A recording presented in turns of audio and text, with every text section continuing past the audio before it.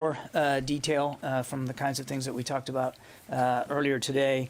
So with me is Major General Hank Taylor of the Joint Staff. He's the Director of Current Operations. And Gary Reed, who I think you all know, he is the Director of our Afghanistan Crisis Action Group. I'm going to ask each gentleman to come up and say just a few words, give you some updates from their perspectives, operations in the general's case, and on the SIV process and what DOD is trying to help along with that from Mr. Reed's perspective. And then we'll get to some Q&A for a little bit. I will moderate that Q&A, so I'll still be up here calling on you, and we'll try to get through as many of you as you can in the limited amount of time that we have. So with that, with the time being a constraint, I'm going to stop talking and bring up the general. General. Good afternoon. Thank you, Mr. Kirby. I want to reinforce what has already been said today and a little bit earlier.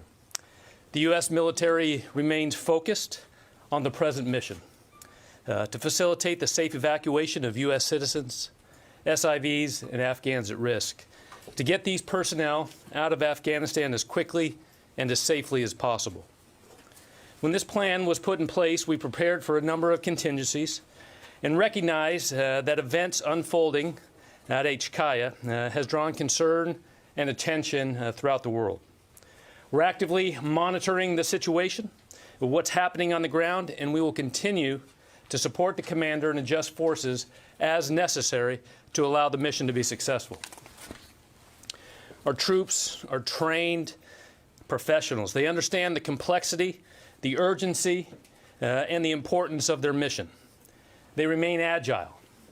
Our mission was and still is today to secure the airport so that we can evacuate, as said earlier, U.S. citizens, SIVs, Afghans at risk out of the country. We have approximately 2,500 troops that have moved into Kabul within the last 72 hours, and more will arrive soon. By the end of the day, we expect nearly 3,000 to 3,500 troops on the ground. First, for a real-time update, as of 15:35 local Eastern data time here, the airfield at HKIA was open for operations. Shortly thereafter, the first C-17 landed with U.S. Marines on board, and the next C-17 is preparing to land as we speak, with members of the 82nd Airborne Division. I'd also like to offer a couple of additional operational details. More than 700 SIV applicants have departed Afghanistan in the past 48 hours by a combination of contract and commercial air, bringing the total to date to nearly 2,000. Mr. Reed here will have more details on that. The U.S. military continues to supported the State Department with the closing of the U.S. Embassy in Kabul, moving several hundred personnel by helicopter to HKIA. Those personnel remain safe and are preparing to depart. Forces continue to conduct operations, security operations at HKIA, and as I said earlier, we are in charge of air traffic control, and that includes with commercial contracted military air. We expect to maximize our throughput of all means of transportation over the next coming days. Again, our focus right now is to maintain security at HKIA, to continue to expedite flight operations while safeguarding Americans and Afghan civilians. We're proud of the professionalism and the skill of the soldiers, sailors, airmen, and Marines are showing under extraordinary circumstances at HKIA, and they are absolutely prepared to respond and self-defend if necessary. Many of us have spent time in Afghanistan over the years and feel a deep sense of connection to the current events. We are focused on the safest evacuation of Americans and Afghans. Thank you.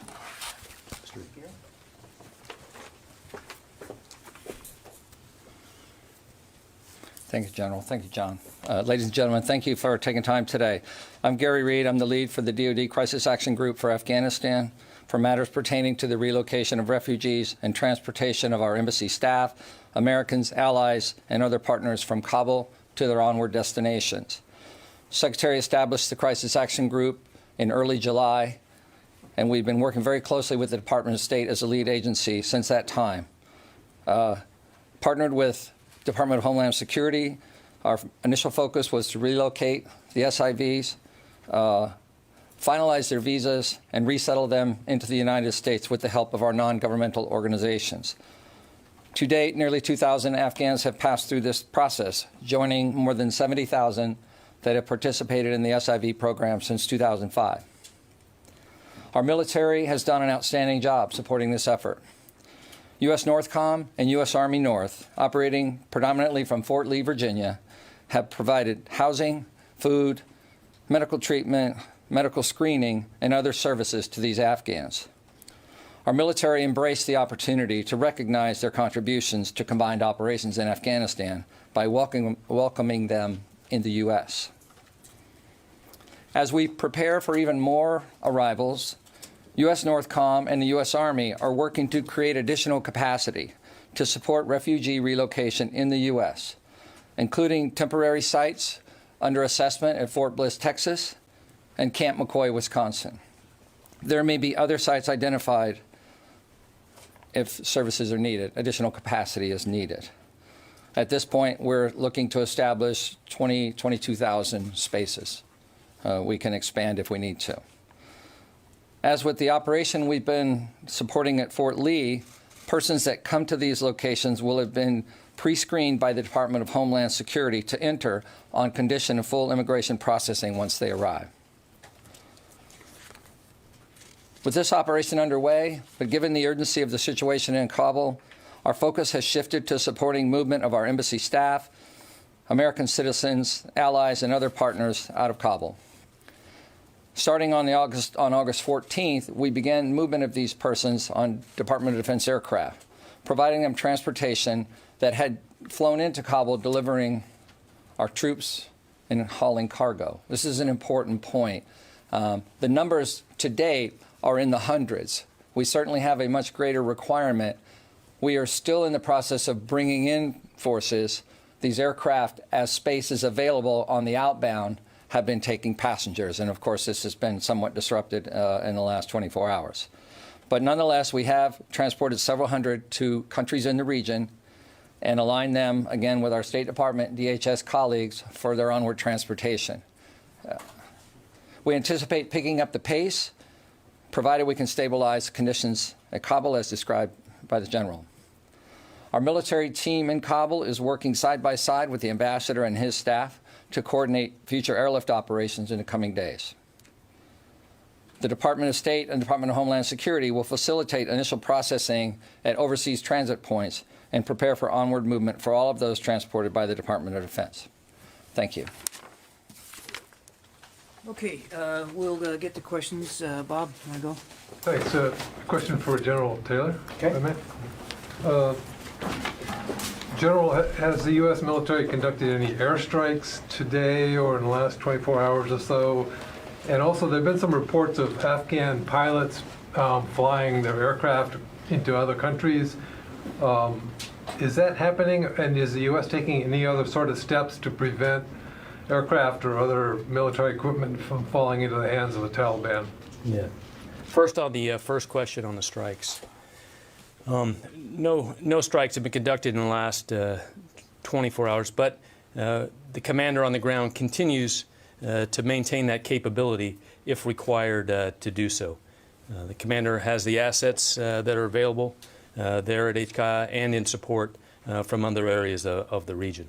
I don't have information on your second part of the question, but we'll get back to that. So there's no U.S. actions being taken to prevent equipment from falling into the hands of the Taliban by destroying it or anything else? I don't have that answer to that question. You don't have the answer. Jen. General Taylor, was this a failure of intelligence or planning that led to the scenes we saw at the airport today? When the scenes at the airport of everybody coming on caused it to be shut down.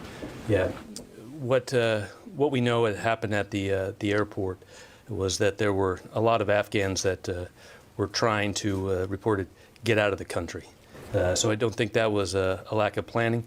As we look at the coordination with those that were responsible for securing that, we'll look at our mission, though, as I talked earlier, is now that the airfield's open, is to make sure that it remains open. So like, as I said, we can continue expediting flights in and outbound. But the quick fall of Kabul, was that a failure of intelligence? I can't answer that. And Mr. Reed, you're in charge of the SIVs. There are women who fought for the special forces. There are reports that the Taliban are now knocking on doors, going into the homes of those who served in the military. What are you doing to protect them, to get them out? Are you in touch with the Taliban, and do you have assurances that they'll be safe?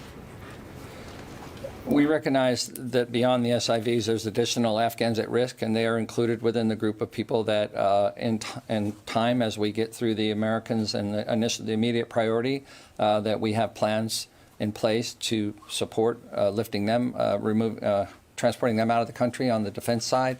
Again, it would be Department of State, Homeland Security, questions about immigration processing. We recognize the risk that they face, and we're doing everything we can to get this operation underway at scale so we can get through as many as possible under these very difficult conditions. But are you communicating with the Taliban? Do you have a line of communication? I'm personally not communicating with the Taliban, but I would imagine there are communications within the diplomatic channels. As we said earlier, General McKenzie did meet in Doha with Taliban leaders. We're not going to detail that conversation, as I said earlier, but the message was very clearly put to the Taliban that these operations and our people were not to be attacked, or there would be a response. And as you and I speak, there has been no attack on our operation or on our people at the airport. To your other question, I would, again, like to just fill out the mission that the military has right now is to secure the airport, to keep operations going, and to help make sure that we can safeguard the movement of personnel, people, from Kabul to onward destinations. That's the focus right now. The State Department has methods of their own to reach out to people, to communicate with them about the process of getting into the queue, and I would let the State Department speak to that. But it's, as I've said before, the military mission is very narrowly focused around the airport, making sure we can secure operations there. Barb? I'd like to follow up with you or the General, but let me start with you, please, at the mic, if I may.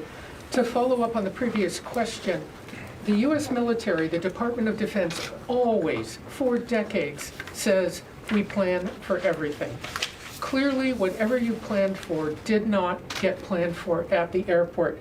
We've now seen a C-17 with more than 600 people sitting on the floor, with the pilot making the decision that he would fly them out anyhow, even though that's an extraordinary number of people. We've seen, the world has seen all the scenes at the airport. So my two questions are, what failed in your planning? Because you didn't plan for this. You would not have planned to fly in such dangerous circumstances. And how do you determine where the responsibility lies for this failure? Well, first of all, Barbara, I would take issue with your designation of this operation at the airport as a failure. But let's get back to that in a second. Well, Let's get back to that in a second. Yes, we do plan for all manner of contingencies. This is a planning organization, and we do that specifically to try to mitigate risk and to try to be ready for unforeseen circumstances. But it's not a perfect process.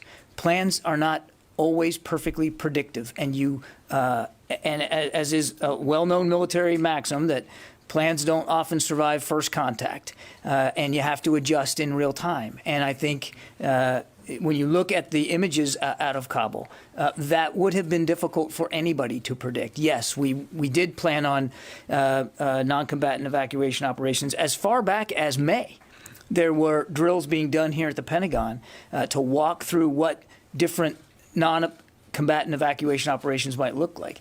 There was another one recently done just 2 weeks ago, a tabletop exercise to again examine what a non-combatant evacuation would look like out of the Hamid Karzai International Airport. I mean, specifically at the airport. And we think that those exercises did prepare us in terms of having the resources forward, the Secretary forward deployed troops, including Marines, off of their ship and into Kuwait so that they could be more readily available, as well as other forces in the region. So a lot of what you're seeing transpire, the reason we can be so quick with upwards of 6,000 troops is because we anticipated the possible need to do this. Now, could we have predicted every single scenario and every single breach around the perimeter of the airport with only a couple of thousand troops on the ground? Absolutely. There are changes that happen. So plans are terrific and we take them seriously, but they are not and never have been perfectly predictive. When you practice this, was one of the scenarios a complete Taliban takeover of the capital? There was certainly, as you do exercises, I don't want to go into too much detail here on these, but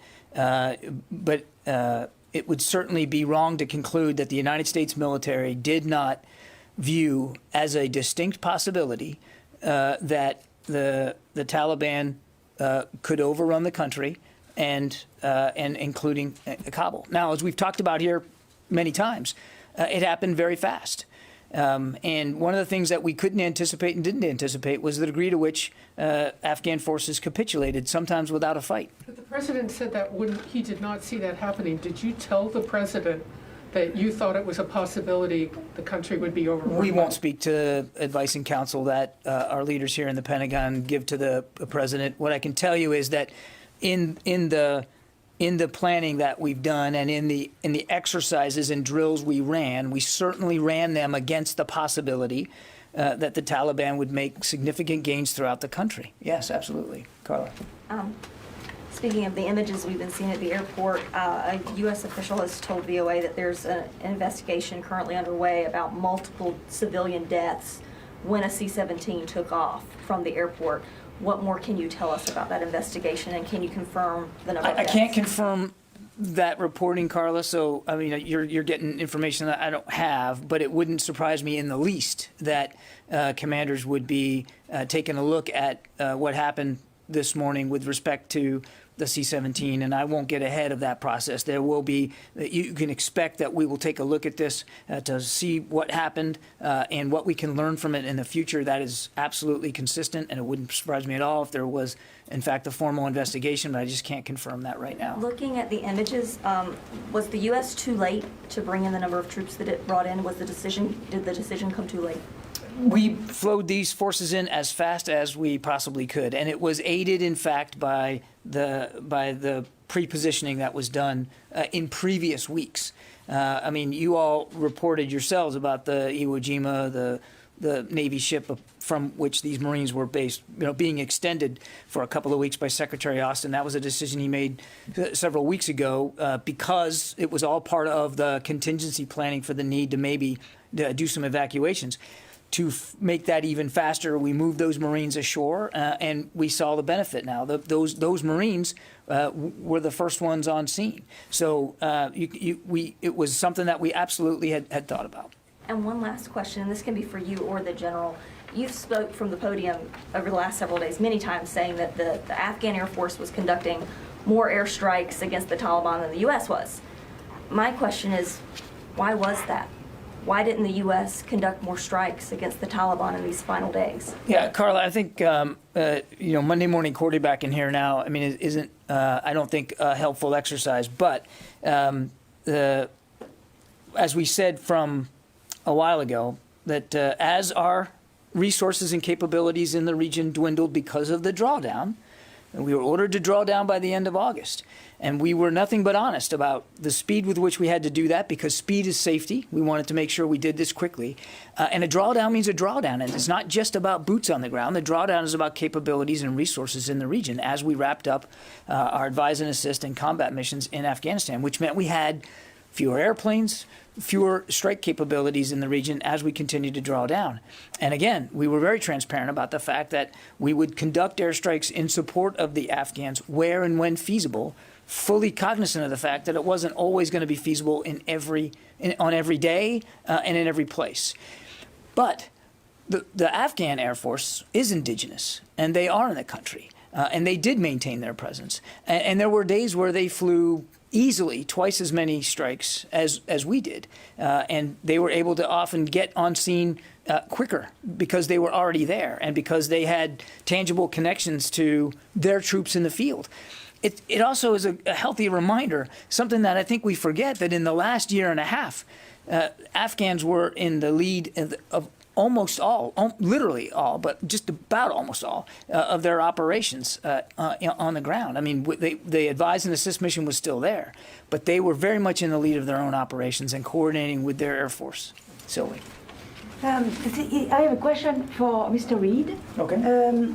You said earlier that your crisis action group for Afghanistan was set up in early July. That's right. The decision of President Biden to end the war was taken in mid-April. Why did it take so long to create a group to take care of your Afghan allies? The Department of Defense enters into this in support of the State Department. And the State Department has, for many years, as you know, executed the SIV program.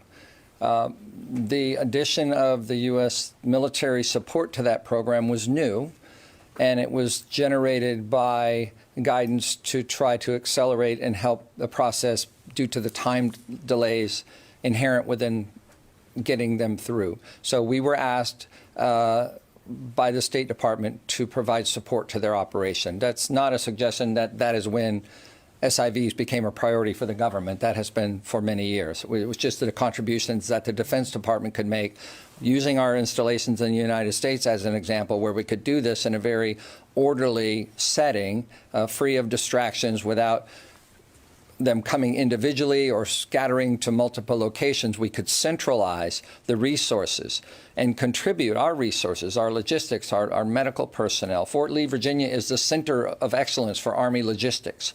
So it was a good example of how we could use our resources to support a program that we all wanted to see continue and accelerate and help as many folks out as we could because, you know, we value what they did for us and we want to be reciprocal in that regard. So do we have to understand that this group was created because of the slowness of the process at the State Department? No, that's not what I said. It is a long process.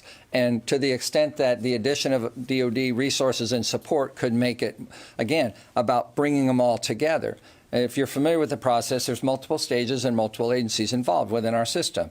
This gave us, because of our resources, the ability to have a base with a location. We could bring that together and speed up something that may have otherwise taken weeks into a matter of days. And it became more economical. We increased the throughput of that process and create capacity to do more. So that's really the contributions of the Defense Department. I think we need to get to the phones too a little bit. I haven't done that yet. Dan Lamothe, Washington Post. Thank you, John.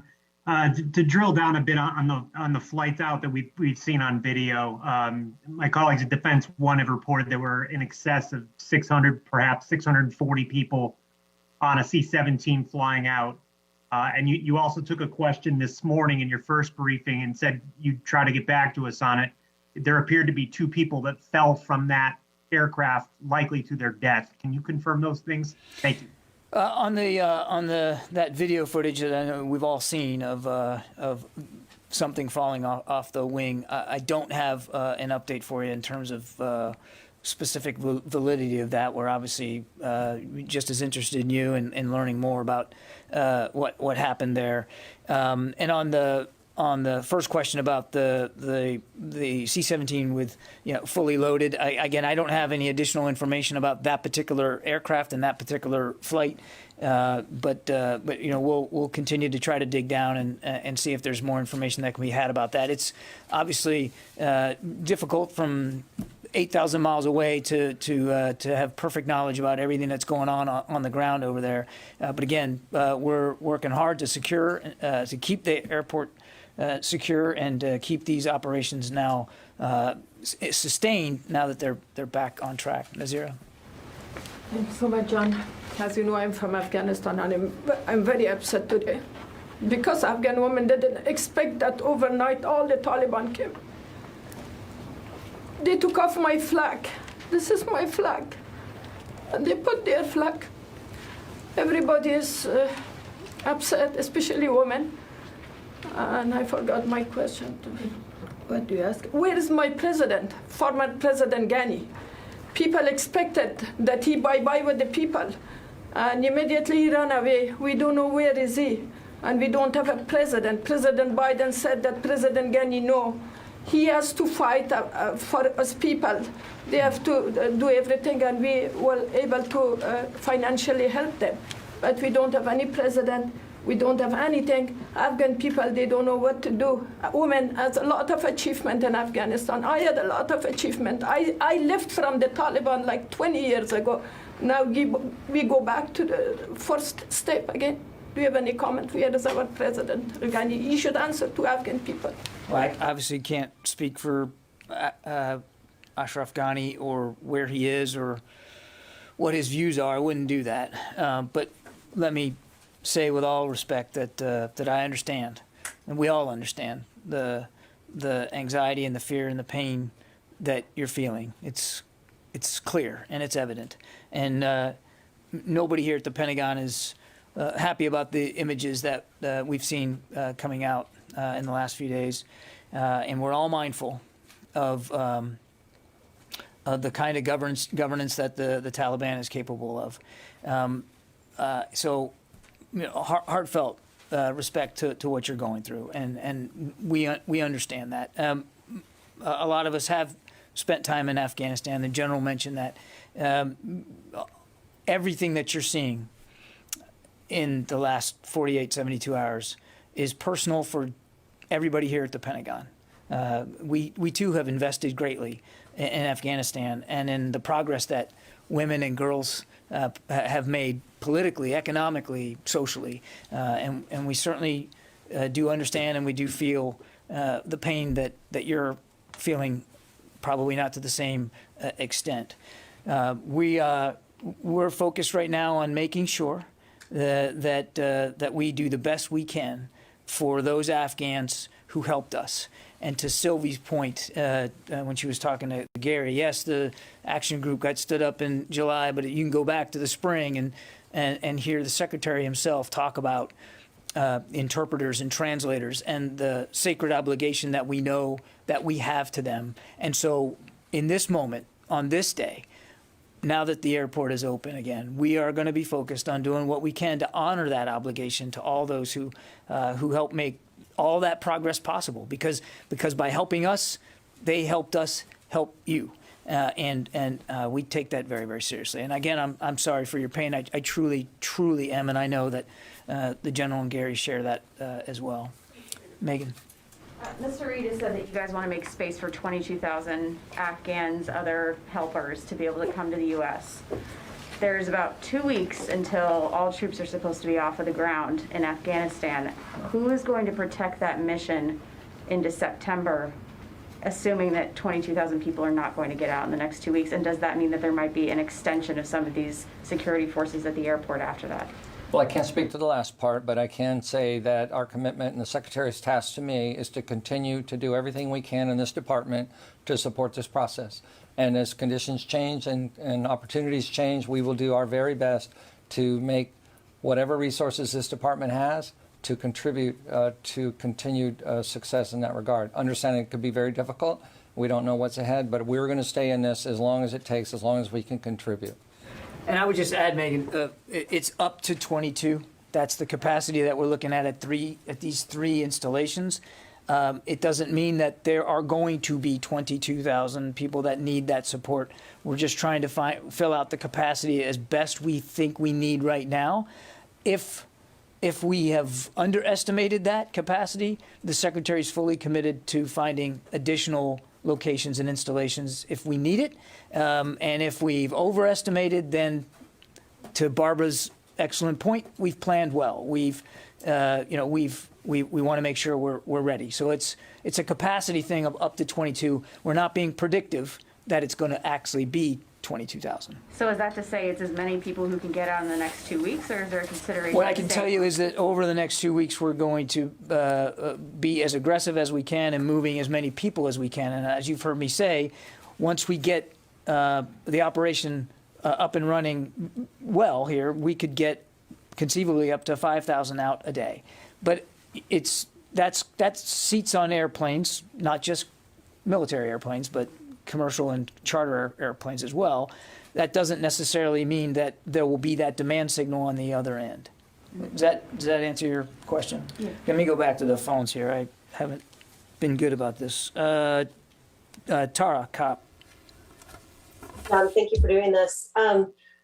We just reported on the C-17, a separate C-17 that was able to airlift 640 Afghans out, and learned that that was one of several C-17s that have that number or more aboard. So I was just wondering, how is the Pentagon or State Department tracking just how many Afghans and Americans it's helping assist depart the country? And how going forward are you able to track those people to be able to help them as they repatriate elsewhere? So the number of 700 that I gave earlier was the number reported by Department of State and the commander on the ground. So the question, as we continue to go forward, that is one of the more important tasks that we will do, is as Department of State continues to provide names of those that will depart, the military will continue to ensure we have the aircraft, whether it's military or civilian aircraft, to get them out and continue to report forward. David.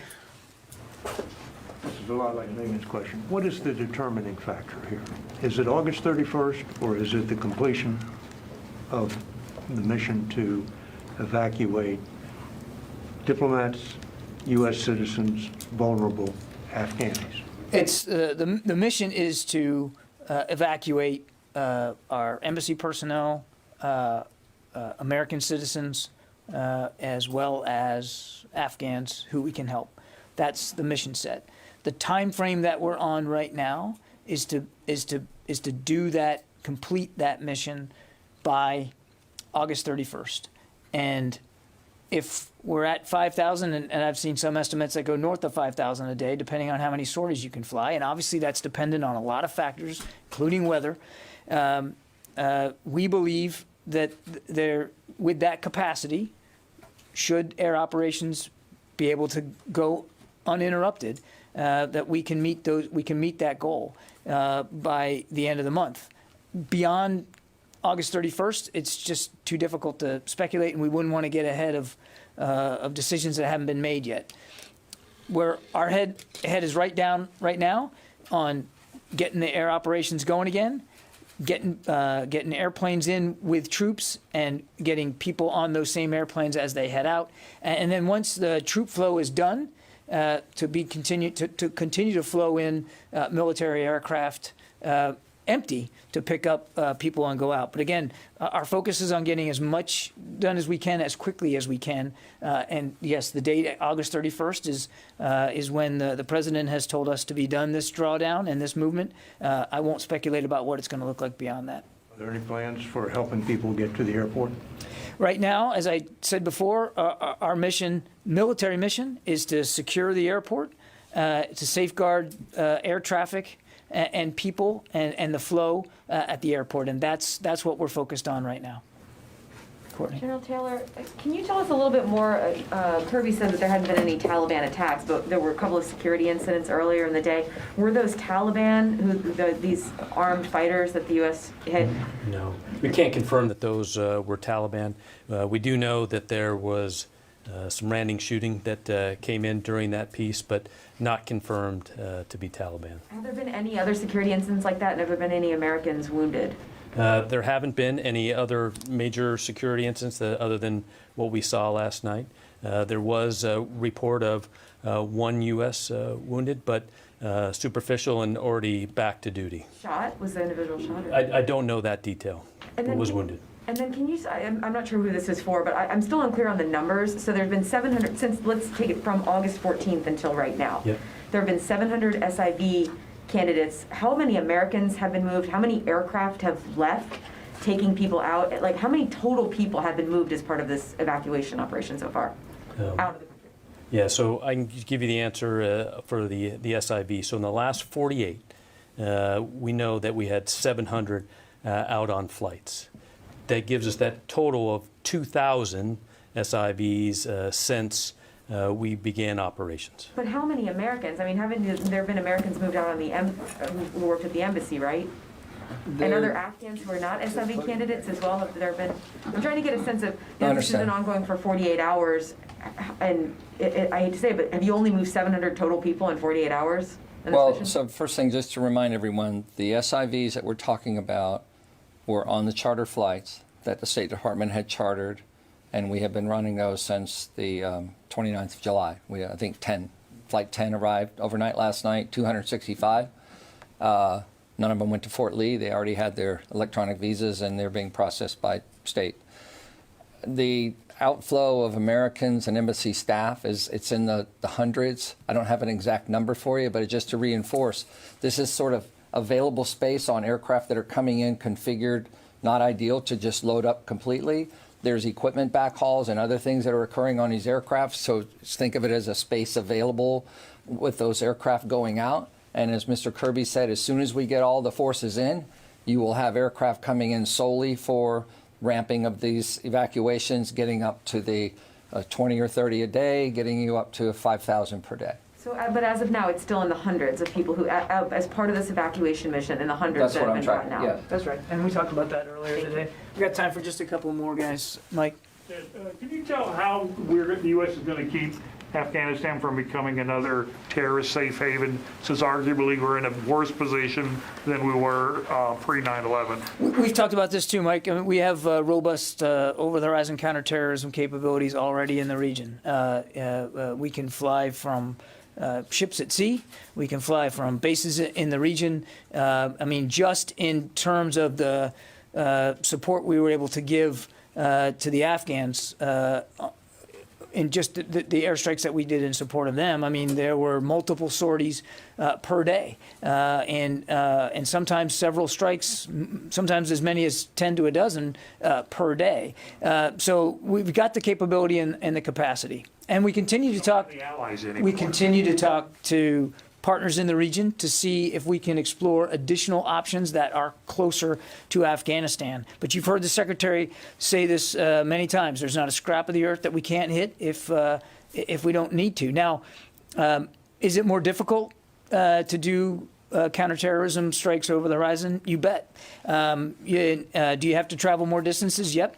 Could it take more time? Yes, but it's not like we haven't done this before. And if you look at other places around the world where we execute over-the-horizon counterterrorism, it is possible, it is effective, and we believe that our intelligence apparatus and the networks we have in the region now are far more mature than they were in 2001, and we believe that we can execute effective over-the-horizon counterterrorism capabilities going forward. Doesn't mean that we aren't going to try to improve that.